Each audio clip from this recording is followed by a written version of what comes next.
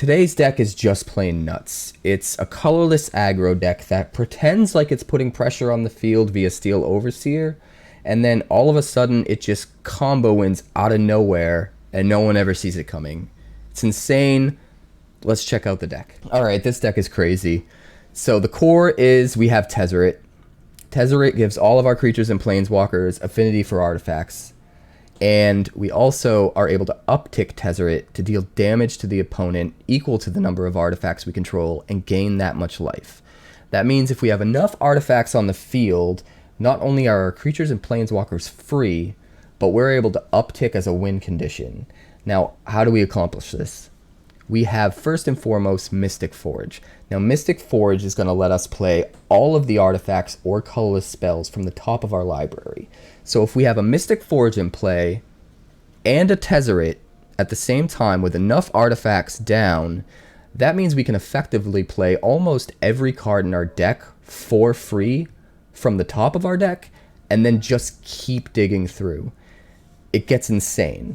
So how do we get there? The most important thing is to ramp. We have 4 Palladium Mirrors and 4 Scuttlemutts. Now, the reason we're using creatures as ramp is because not only do they double as artifacts to count towards the affinity for artifacts that Tezzeret generates, but they're also creatures, which means if we encounter them on the top of our library while we're digging with Mystic Forge and the Tezzeret's on the field, they can actually cost 0, and we can just keep ripping things off the top and playing it, and nothing can stop us. Now, in the early game, we've got 4 Puppets, 4 Stonecoil Serpents, 3 Crashing Drawbridges, and 4 Steel Overseers. Now, why are we running these? The Steel Overseer allows us to sort of bluff, make them think that we're playing aggro. We can build up a really big board in the mid game and hold them as blockers and make the opponent think that we're trying to be aggressive and failing. So maybe they prioritize the wrong things with removal. We can also just kind of get there sometimes by making our field really huge by constantly putting counters on all of our creatures, and it can get crazy. The drawbridge is good because we're able to drop our mana producers or our Steel Overseer, give them haste, and activate our abilities that turn. Sometimes that's really important for getting even more artifacts onto the field quicker with the mana ramp. Or sometimes it's important because instead of dropping a turn 2 Steel Overseer, we can drop a turn 2 Drawbridge, and then when we drop the Steel Overseer on turn 3, if they try to remove it, we can give it haste and get an activation out of it before it's gone, and it gives us some edge value. Whereas if we had just played the Steel Overseer on turn 2, we're still not activating it until turn 3, except we give them an entire turn where they get to deal with it if they want, and we get no edge value off of it if we lose it. The Stonecoil Serpent in the early game will fill whatever slot we need it to in the curve to just keep pumping out artifacts. And then in the late game, it can be absolutely huge.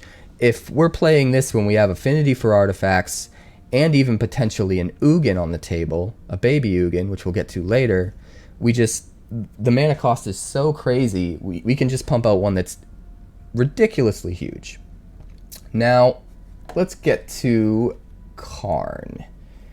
Karn is interesting because he's a colorless planeswalker, which means if we have the Forge and Tezzeret online, a lot of times we can just play him for free. And when we downtick, we can actually find more combo pieces. So if we don't have the Forge, we can find the Forge, get it onto the field, and get our combo going. If we do have the Forge, we usually play Pattern Matcher. Now, this is something I haven't seen anyone else play, but it's incredibly interesting. So we play Pattern Matcher. A lot of times it comes down for free because of the combo, and we can search for whatever we want, whether it be a Stonecoil Serpent or whatever we might need in the moment, and then play that for free. But what's even better is if we're going off on the combo with the Mystic Forge and we encounter a land or something else that we can't play, we can play the Pattern Matcher just to shuffle the library so that we can start the engine all over again with whatever ends up on top, hoping that it's not a land. This is just nuts when we pull it off, and if we happen to get a second pull from Karn and grab another Pattern Matcher, it's just insane. The rest of the sideboard's filled with the usual. We have Tormod's Crypt, Shadow Spear, Ozolith, because we're putting so many counters on everything that sometimes if we're trying to win the game with aggro and we just have a ton of counters out, we're worried about board wipe, we can just play an Ozolith and that's great. If we need early removal, we get Glass Casket and we run 2 copies. We have a Wishclaw Talisman for those instances where we have everything we need except Tezzeret. We can grab the Talisman, use it to grab a Tezzeret, and a lot of times combo for the win right there before they even get a chance to use the Wishclaw Talisman themselves. So we have Spyglass for the normal reasons, in case they drop a Planeswalker that we need to deal with, or some other things that we might have to worry about activations on. Masticore to deal with Planeswalkers. We have 1 Golos and 1 Chromatic Orrery. Now, if we get the Orrery into play, we can pull a Golos and we can actually activate it because the Chromatic Orrery will give us mana of any color. Getting an activation off of Golos can be insane. Other times we can just grab Golos if we need a 6th land badly enough. We also run Meteor Golem as an obvious answer to threats we need to remove regardless of what their permanent type are. An interesting way we can also use Golos is we are running Jegantha as our commander, or rather our companion, excuse me. But what's interesting about Jegantha is it serves a few different purposes. First of all, we sort of trick the opponent into thinking we're playing a Jegantha deck at the beginning of the game, and it usually takes them a couple turns to realize we're playing artifacts. Secondly, it's just a free card in this deck. There's no reason not to run it. We happen to meet the restrictions just organically. So it's a free 8th card that sometimes when we're desperate we can play. It can be a big blocker to hold them off until we can get our combo going. There's no reason not to have a free card. But a little bit of edge value with Jegantha is that it taps to add 1 of each mana to your mana pool, but it can't be used for generic mana costs. So most of the things in our deck won't be able to use that mana to be played. We can use it to pay for the colorless cost in Tezzeret, so we effectively reduce our Tezzeret to a 4 cost instead of 6. Sometimes that can come up, but more often than not, we can grab Golos with Karn and then use the mana from Jegantha to pay for the Golos activation, and that adds so much value that we usually just get there. Going back to the main deck, the rest of the deck is filled out with 2 copies of Solemn Simulacrum. This will add even more ramp, while also giving us a blocker, some extra card draw, and something that we can pile counters on with the Steel Overseer as well. It's important. It's another way to also shuffle the deck. Sometimes even when we don't have lands to search for anymore, we can drop it, shuffle the deck so that we can keep going with the Mystic Forge. Rounding out, we have 2 Baby Ugins and 2 Big Ugins. The Baby Ugins are actually more important than you'd think. They make all of our colorless spells cost 2 less, which means not only does it kind of add to our affinity, but it also lets things like Mystic Forge that normally don't get the bonus from Tezzeret be played for cheaper. So we can play a Mystic Forge for only 2, or some of the things in our sideboard for even less as well. The extra good play with an Ugin is if you hit lands when you're comboing off, you can also uptick with Ugin to put something underneath, remove the top card of your library so that you can potentially keep comboing off. So as you can see, there's a lot of cards in this deck which give you opportunities to get out of a sticky situation. Every time you hit a land or something you can't play, there's cards that have ways around it and ways to keep going with the combo. A lot of times you'll want to use things like tapping the Mystic Forge, or scrying with the Puppet, or searching with Pattern Matcher, or our Fabled Passage to shuffle the deck and try and dig into more. A lot of times you'll want to try to save the Ugin uptick for, like, if you run into a Tezzeret. Then you uptick the Ugin, because it's better to put the Tezzeret under a Spirit. And if they kill the current Tezzeret, you can just, like, sort of chump block with the Spirit, get your other Tezzeret, and then continue on. The fact that it can downtick to destroy permanents that are one or more colors is honestly just gravy. And then to top it off, we have Big Boy Ugin. Now, obviously, Big Boy Ugin is really good in this deck. It's not the win con, but a lot of times we can just make this incredibly cheap, drop it, wipe their board, and swing with an absolutely huge army. I think this happens a couple times in the games, and it's pretty nutty. There's a lot of different combos going on in this deck. There's a lot of synergy, and it's kind of crazy when it gets going, so I'm really proud of it.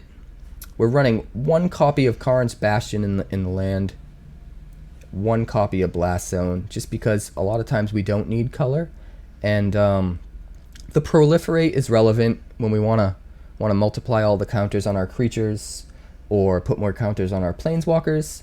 Not only that, the Blast Zone is sometimes important for being able to wipe specific problem permanents from their side. And the Golos being in the sideboard means that we can actually search for those cards if we're desperate enough for them. So there's just a ton of little edge value baked in, and the deck's insane. I had a ton of fun with it, and I'm really looking forward to jumping into the games. This is a pretty good opening hand. We'd like to see another land, but if we can draw into the 3rd, we should be fine. We'll keep it. Turn 1 Serpent, turn 2 Overseer. And then hopefully turn 3 Palladium Mirror. If he's being overly aggressive, we turn 3 Scuttlemutt instead. If we can get that online, we can use it to protect the Stonecoil Serpent. Pay 2, play the Steel Overseer.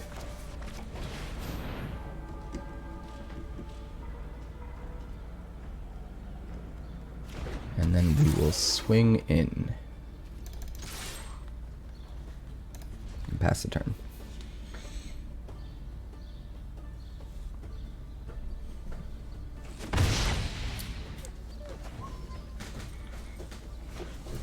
Let's see if we can get our 3rd land drop.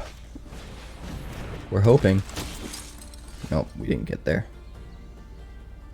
That's a bummer. He's playing Cycling.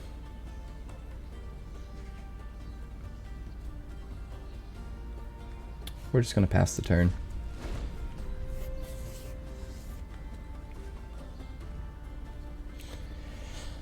I mean, it's possible we should have swung in with the Serpent, assuming he wouldn't block. But if he trades, with us not having a 3rd land, it puts us really behind.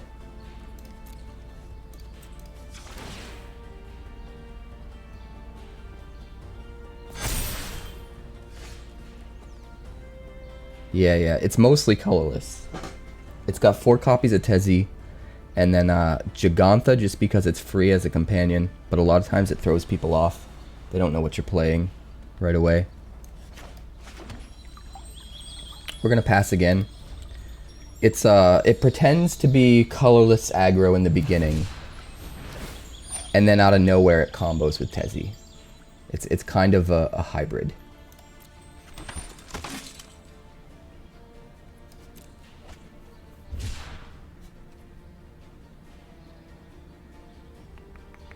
Yeah, we pass.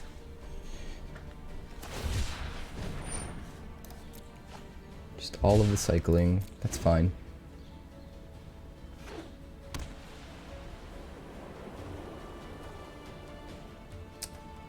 If you stick around long enough to see it go off, it's pretty crazy. Pass to attackers. No attacks. We'll get big.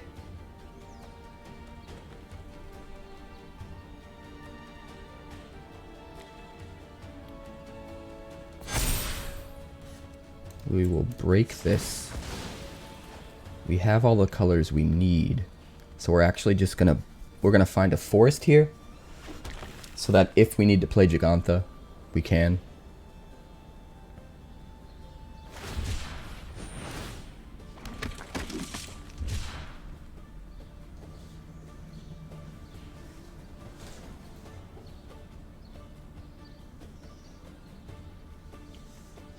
Oh, nice to hear. Nice to hear.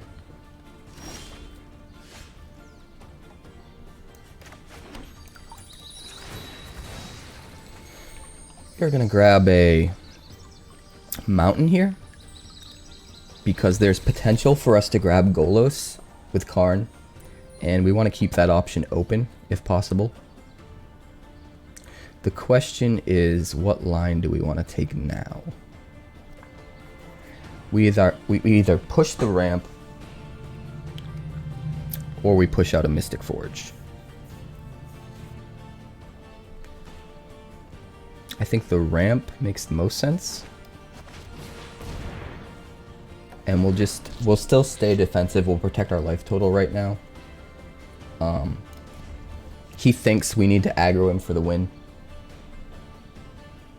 So he thinks he's ahead when we're not attacking, that he's scaring us off. But really, we're just building up a wall of artifacts, so when we drop Tezzeret, we can go to town. I have been playing Magic for a very long time. I technically started in 1994, but I was just a kid, and for the first couple years, I didn't even know there were packs and other cards. I just had 2 starter decks that I thought, they came in a box, and I thought that was the whole game.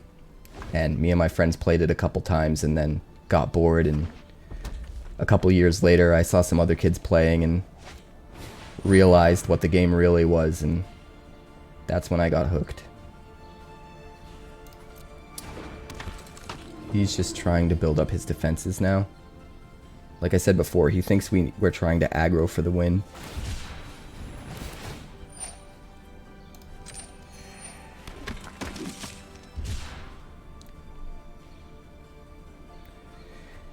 Yeah, it's not something I've done on social media a lot, but I've always loved Magic.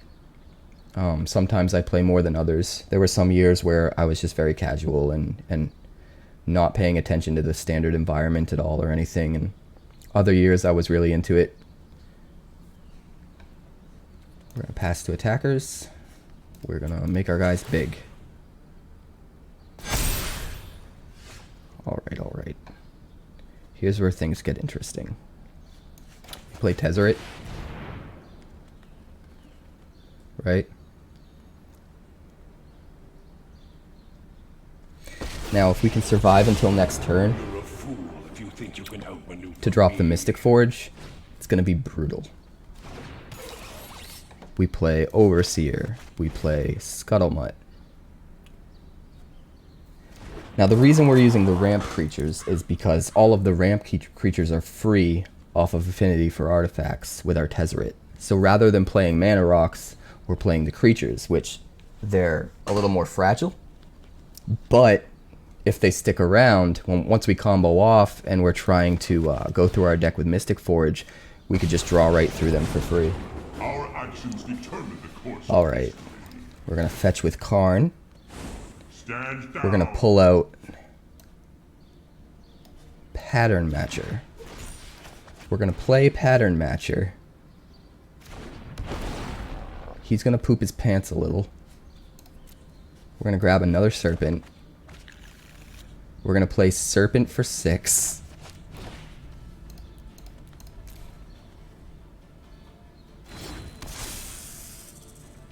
Then we're gonna uptick Tezzeret.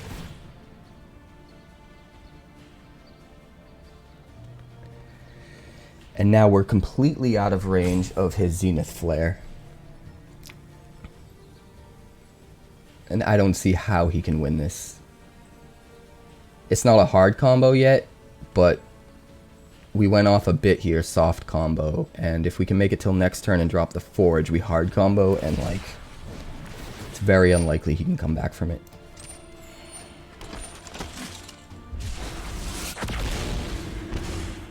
You should just concede. Next to combat, we are not going to swing in. We can combo for the win next turn, so we protect everything. He's going wide and we don't want to take any risks. Plays a Fox.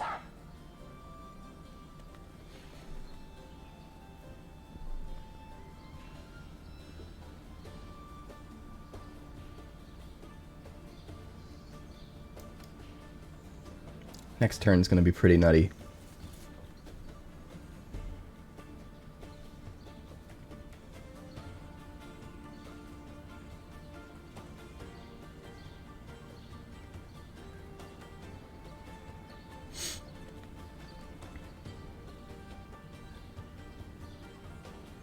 We have 4 lands in play. We've done this all with 4 lands in play. I think he's trying to figure out if he can successfully attack through what I have up to possibly get rid of Tezzeret. I don't think it's possible. The biggest he can make the Fox is a 5/5. We can block with the 6/6 Serpent. We also do still have a Steel Overseer activation that's on deck. So everything is effectively 1 power, 1 toughness bigger.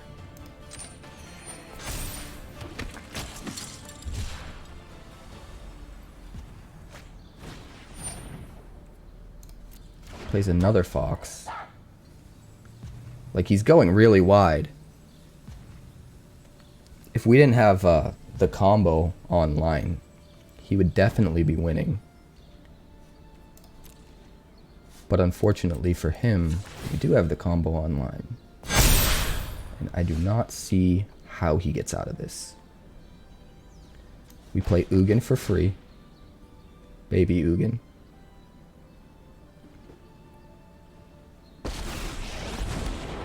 We play Mystic Forge for 2 now. Will guide you towards victory. We ditch the land off the top. Another land. That's okay, there's ways around that. We are going to go with Karn. Grab another pattern matcher. And that way, whatever we search for, regardless of what we grab, we reshuffle the library. And we get another crack at playing something off the top with Mystic Forge. So we'll grab the Serpent. And there we go. Free Scuttlemut off the top. Free Puppet off the top. We get to Scry. We're just going to keep the Scuttlemut there because it's free. Play that off the top. 1, 2, 3, 4, 5, 6, 7, 8, 9, 10, 11, 12, 13, 14. We play Stone Coil Serpent for 14.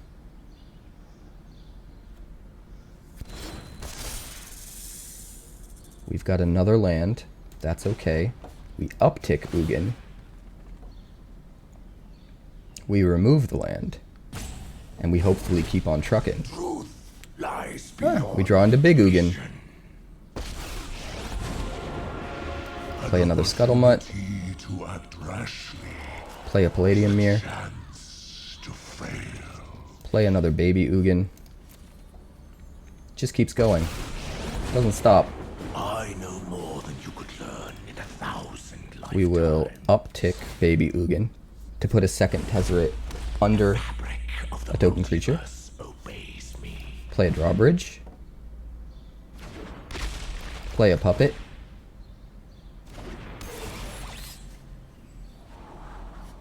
Keep it there. Play another puppet.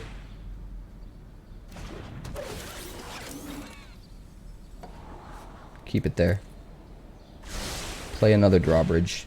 Any artifact that we can play for free, we keep on the top. So we're adding to our count. Okay, now at this point, we're about tapped out. So what we'll do, we will downtick for 2. Exile his whole board.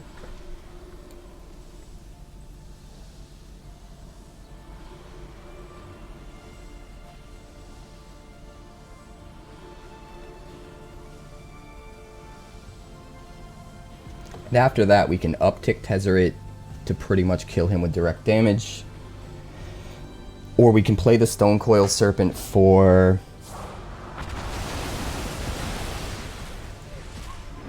20. And then make it have haste because of the drawbridge. Swing with everything. It would have been gross. We're playing against Karn. How ironic. We'll probably use Karn to beat him. This is pretty good for an opening hand. We actually have a curve. We don't have any of our late game stuff that we don't want yet. We'll keep it. Gonna first turn passage. Pass. We're gonna grab an island. We want to make sure we can play Tezzy if we get to him.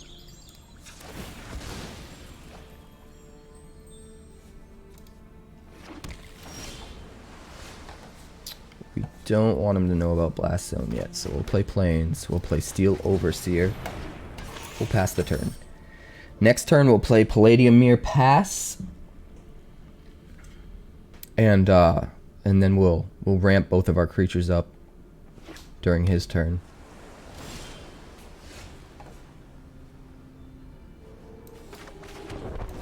Palladium Mirror. He may counter it. Looks like he's playing blue-white. Nope. We'll pass turn. Nothing. Interesting. He just shatters. Sure, we'll activate anyway. It's just a flex. We will shock this in. Play Mystic Forge. The Mystic Forge gives us some protection against his Wrath effects.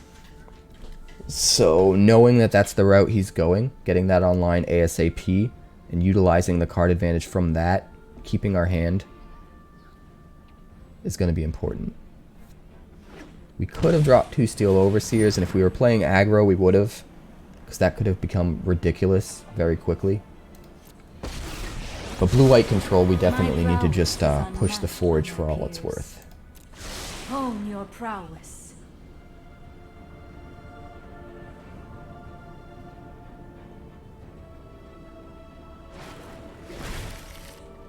Yeah, see, he grabs another Shatter. We're actually going to draw the land, because we want to make our land drop. We're going to play a Drawbridge. We're going to play a Scuttlemutt. We're going to pass the turn. We're going to dare him to use his Wrath again. Keep an open While losing no card advantage on our end. Which is key. We're definitely playing the long game. We have to bait out his counterspells or make him tap out before we play the Tezzeret. So it's gonna be a game. And again, we're gonna keep that land on top because we want to draw the land, and then we want to play things that are non-lands off the top. Especially the Fabled Passage. In this situation, we have the passage, and if we hit a snag, we can crack the passage to reshuffle the deck. So we'll play Simulacrum. He's thinking about countering it.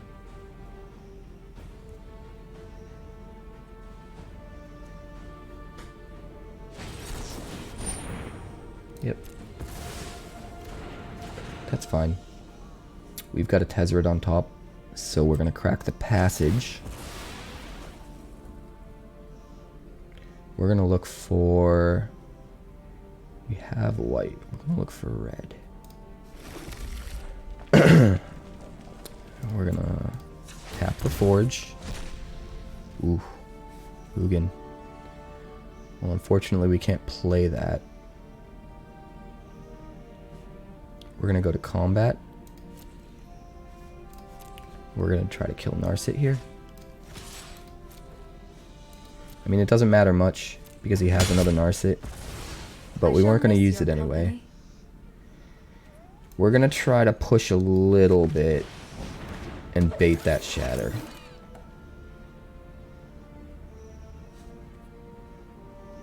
Pass turn.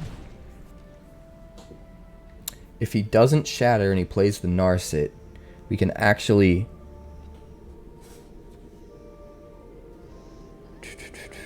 Does this have Summoning Sickness?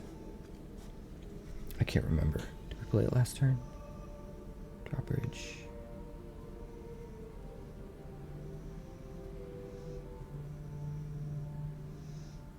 Two.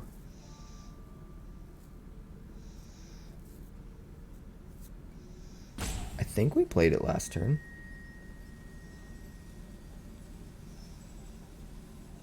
Not sure. If this doesn't have Summoning Sickness and he plays Narset, at the end of his turn we can crack it so that we can use Steel Overseer. And then we can swing with the Scuttlemutt for 3 against Narset. But it's not going to matter. He plays an ECD and gets rid of my Mystic Forge.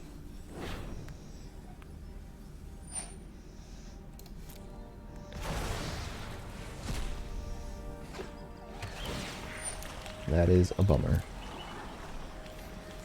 We are pretty close to having an Ugin online though. So the fact that he uses up an ECD on that and potentially saves us from losing the Ugin to it is pretty good. Okay, this is online. So we'll do that. We'll do that. Can't play Ugin. What can we play? Everything else, I guess. I don't think we want to, though.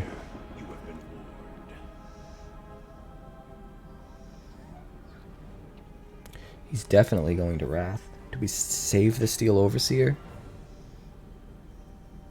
Requires us to not attack with Scuttlemutt. I think that's right. I have faced worse than Play Karn. Stand down. We will search for... Let's see, we have 3 artifacts.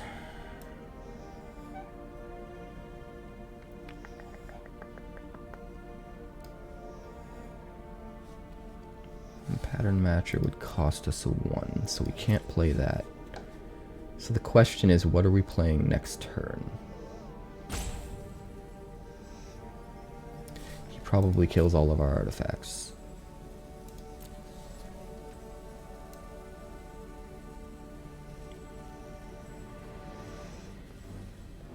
What is good here?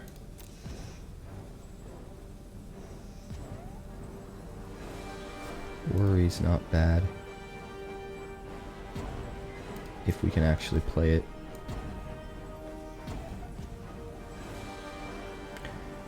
Masticore is not good enough.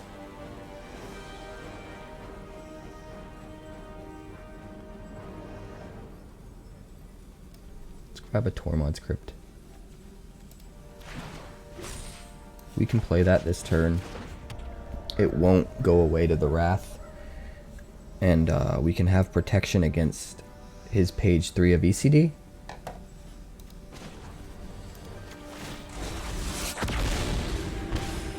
This should strike fear into you. Pass turn. We're keeping the Overseer in hand because we want him to use his Wrath before we play it. Tormod's Crypt will stick around and help give affinity to the things in our hand. And then afterwards we can crack it to remove his graveyard before he brings something back. Which will be Narset. Which isn't bad.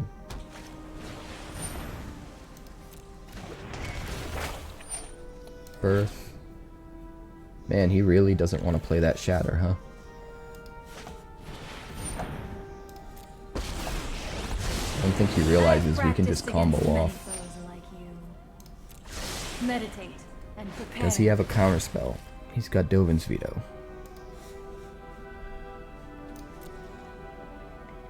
So we have to play just creatures then, right? That should be fine.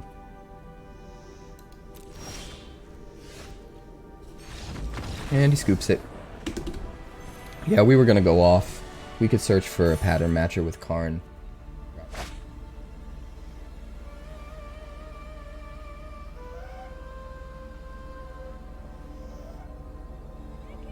This hand's a little weird. We can keep it though. We have plays. And depending on what we draw, 2 Steel Overseers could be incredibly powerful if we go the aggro route. Let's do it. And we'll start with a passage for... You know what? We don't even need to start with a passage. We have 4 lands. Start with the plains. Play the puppet. We'll dig.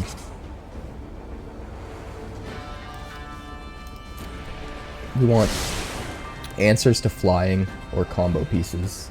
That's it. That's all we care about right now. So like a snake would be good. We can build the snake with the overseer. We could possibly use the dual overseers to keep up with the Ajani Pridemate.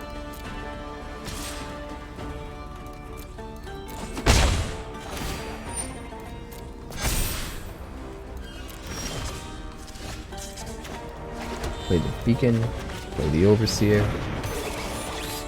Pass turn. Like, we're gonna be taking some damage from the Pridemate to start for sure. But we'll be able to potentially catch up once we get both overseers online. It's gonna be a really close call whether we'll catch up in time to stop ourselves from dying. But we're gonna try. Play another interplanar beacon. Another steel overseer. Another puppet.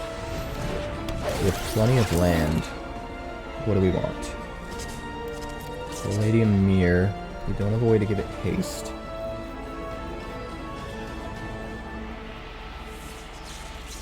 So it's a bit redundant right now.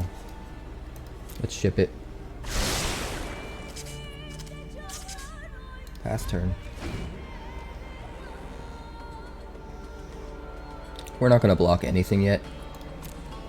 We're going to save all of our blockers for next turn when the Pridemates are even bigger. He's not swinging with the Pridemates. Wow.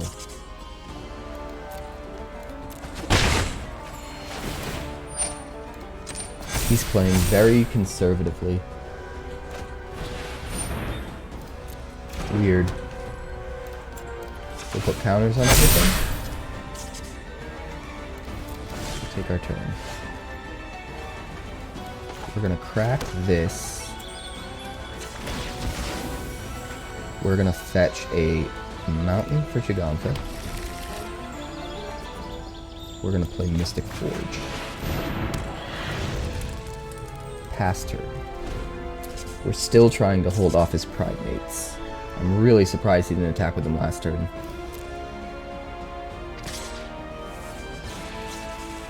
Alright. Damage. Solve all. We're actually going to ping ourselves here to get rid of that. Some counters on our dudes. Take our turn.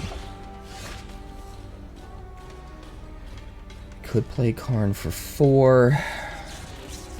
Could play Puppet for 1 and then dig under Karn. Right? What we want now is we want to find a Tezzeret.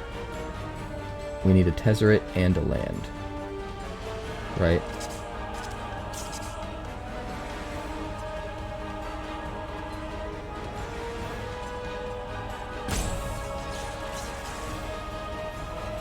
Let's just play the puppet and get rid of the Karn. We have a Karn in hand, so play a mirror. The mirror will let us play. We're gonna pass turn. The mirror will let us play a Tezzeret if we draw into it. So the hope is our life total's still high enough. We ping ourselves. We get rid of the scuttlemutt, and if there's a Tezzy on top,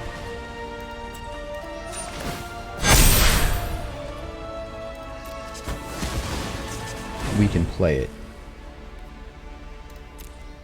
Let's see. He still just comes in for 1. Alright, that's good for us. I don't know why he was playing so conservatively, but we're going to capitalize on it. We'll tap the Overseer. And we will cross our fingers and tap the Mystic Forge. No dice. That's alright. We do have a stone coil serpent. I think we have to play it. We block the hawk here, and that's huge for us, right? Yeah, let's just go big with the serpent. Another one. Wow.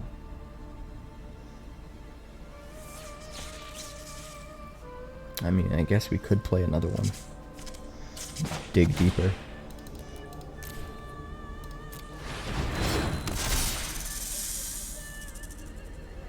Alright, we'll pass turn. This is really good for us. Even if he has one piece of removal, we get to keep one of the serpents and grow it. It's going to be really hard for him to get through our defenses at this point. Alright, we'll put a counter on everything. We'll ditch the second forge. Draw into a land. Oof. Play a puppet. Get rid of the passage. Play the drawbridge. Ditch the beacon. Play an overseer. Play this tapped.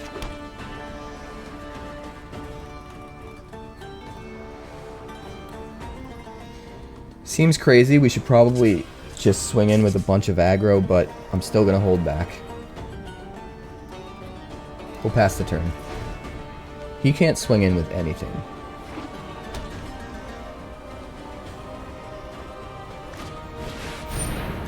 Plays a Linden. It's good, but it's not good enough. Plays another Hawk. Pass to attackers. Really? I don't know what he's thinking.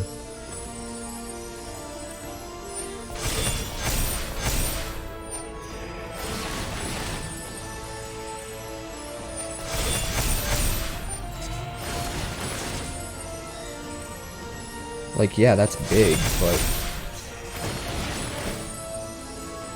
they don't have trample, you know?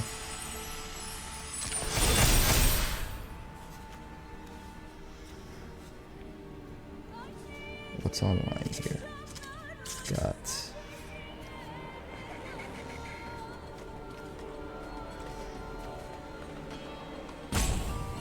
Overseer, Palladium Mirror. Past the blocker, so we can make everything a little bit bigger.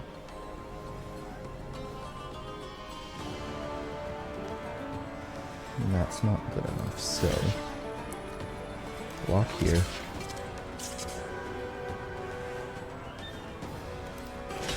Block here. Block here. Block here.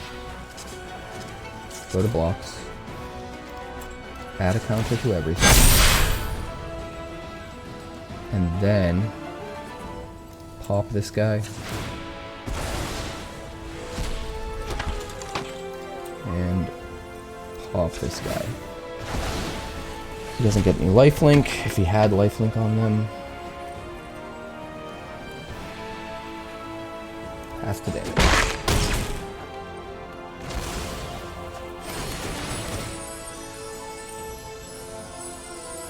Like, we don't lose very much at all there. And we get to Ugin next turn.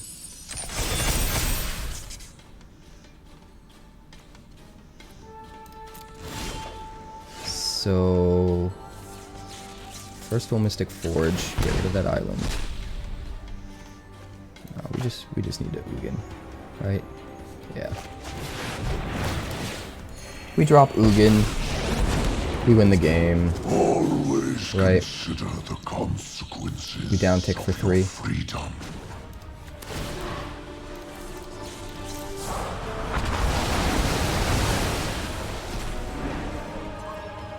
Return to the essence of the market. Next to combat. Next to attackers. Swing, swing, swing. Alright. And we win. thanks for checking out today's deck. That one's one of my favorites, and it's absolutely nutty when it goes off. So look forward to more like that soon. For now, subscribe, like, comment, do all the YouTube stuff, and we'll see you next time.